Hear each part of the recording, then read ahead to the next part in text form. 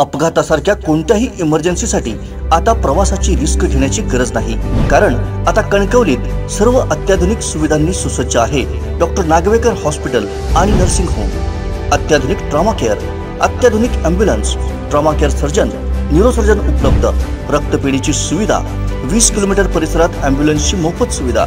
Doctor Nagwekar hospital आणि nursing home 24/7 emergency service. Mobile 9852 108 108 आणि 8803 108 108। संघर्षातून चकोते ग्रुपनं मोठी भरारी घेतली आहे। देशासह परदेशातही त्यांनी नावलौकिक मिळवलाय। हा उद्योग महाराष्ट्र राज्यातील होतकरू उद्योजकांसाठी दिशादर्शक ठरणार आहे, असं मत महाराष्ट्र राज्याचे उच्च आणि तंत्र शिक्षण मंत्री चंद्रकांत पाटील यांनी व्यक्त केलं। काय म्हणालेत मंत्री पाटील, पाहूया। ब्रँड नसलेला चकोते ग्रुप ऑफ इंडस्ट्रीज जगभरामध्ये पोहोचायला लागला, याचं कौतुक पाहण्यासाठी आपण सगळेजण इथे एकत्र आलेलो आहोत।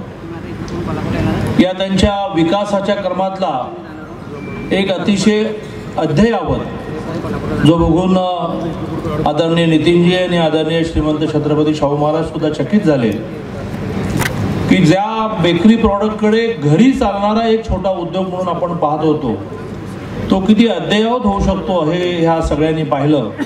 त्याचं उद्घाटन करण्यासाठी आज आपल्या देशभरातला प्रवास ॲडजस्ट करून एका तरुणाच्या पाठीवर कौतुकाची थाप आपण मारली पाहिजे, अशा भूमिकेतून आलेले या आजच्या प्रोजेक्टचे, आजच्या प्रकल्पाचे उद्घाटक केंद्रीय मंत्री, आम्हा सगळ्यांचे मार्गदर्शक आदरणीय नितीनजी गडकरी, व्यासपीठावर उपस्थित आपल्या सगळ्यांचे राजे श्रीमंत छत्रपती शाहू महाराज, व्यासपीठावर असंख्य मान्यवर उपस्थित आहेत। परंतु मला क्षमा करा, कार्यक्रम खूप लांबला आहे आणि त्यामुळे व्यासपीठावरील सर्व मान्यवर, व्यासपीठाच्या समोर अनेक मान्यवर उपस्थित आहेत, असे व्यासपीठाच्या समोरील सर्व मान्यवर, सगळ्यात ज्यांचा उल्लेख केला पाहिजे असे अण्णासाहेब चकोतेंचे आई वडील, की ज्यांनी खरं म्हणजे हा उद्योग सुरू केला तेव्हा त्यांच्याही कल्पनेत नव्हतं की ते एवढं मोठं वाढणार आहे, असे त्यांचे आई वडील आणि स्वतः अण्णासाहेब चकोते, त्यांच्या पत्नी, त्यांचा सगळा परिवार या कार्यक्रमाला मोठ्या संख्येने उपस्थित बंधू आणि भगिनी। खरं म्हणजे आपण सगळेजण नितीनजींचं भाषण आणि पुढच्या काही कल्पना, पुढच्या काही योजना, आपल्यासाठी काही घोषणा ऐकण्यासाठी इथे उत्सुक असल्यामुळे मी केवळ अण्णासाहेबांना शुभेच्छा देण्यासाठी या ठिकाणी उभा आहे। अण्णासाहेबांचं कौतुक आपल्या सगळ्यांना आहेच की कशा पद्धतीने त्यांनी इतका मोठा उद्योग उभा केला, परंतु त्या उद्योगाच्या बरोबरीने त्या उद्योगामध्ये जसं अद्ययावत प्रकल्प असला पाहिजे तसं अधिक हातांना रोजगार मिळाला पाहिजे, अधिक लोकांना त्याची एजन्सी मिळून त्याला 4 पैसे मिळाले पाहिजे, ही आपल्यासारख्या लोकसंख्येने मोठ्या असणाऱ्या देशाची मोठी आवश्यकता आहे। तुम्ही मारे उद्योग उभा कराल, तुम्ही श्रीमंत व्हाल, पण त्याच्यामध्ये असणाऱ्या मशीन्समुळे माणसं तुम्ही कमी करणार असाल तर करता करता एक नवीनच समस्या देशामध्ये निर्माण होईल की हे बेरोजगार सगळे जे आहेत ज्यांची घरं चालणार नाहीत, ते अशा प्रकारे श्रीमंत होणाऱ्या माणसांच्या विरुद्ध उभी टाकतील आणि त्यामुळे ती उभी टाकतील म्हणू नये, परंतु त्यांची चूल पेटवणं ही आपली जबाबदारी आहे। अशा भूमिकेतून अण्णासाहेबांनी हा सगळा व्याप वाढवला। अदरवाईज व्यक्ती म्हणून त्यांची गरज काय आहे, पण लातूरला प्रकल्प सुरू केला, आंध्रमध्ये डीलर्स अपॉइंट केले, कर्नाटकामध्ये विक्रेते निर्माण केले, याच्यातून हजारो लोकांचं घर चालवण्यामध्ये त्यांचा सहभाग आहे। हे त्यांच्या चांगल्या प्रॉडक्टच्या बरोबरीने महत्त्वाचा भाग। दुसरा महत्त्वाचा भाग म्हणजे अशा प्रकाराने श्रीमंती आल्यानंतर माणूस आपल्या समाजाला विसरतो, परंतु गेल्या काही वर्षामध्ये दुष्काळामध्ये त्याने केलेलं काम, पुरामध्ये त्याने केलेलं काम आणि कोरोनामध्ये त्याने केलेलं काम हे खरं म्हणजे अद्वितीय आहे।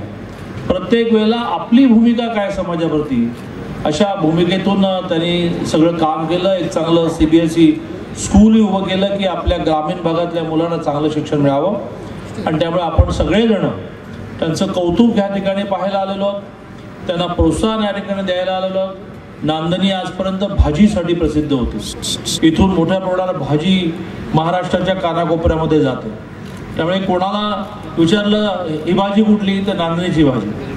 मग नंतरच्या काळामध्ये ऊसाचं उत्पादन, दुधाचं उत्पादन, यातून हळूहळू याची प्रसिद्धी मिळायला लागली. आणि आता तर गणेश बेकरीच्या निमित्ताने ही सगळी प्रसिद्धी संपूर्ण जगभर पोहोचली.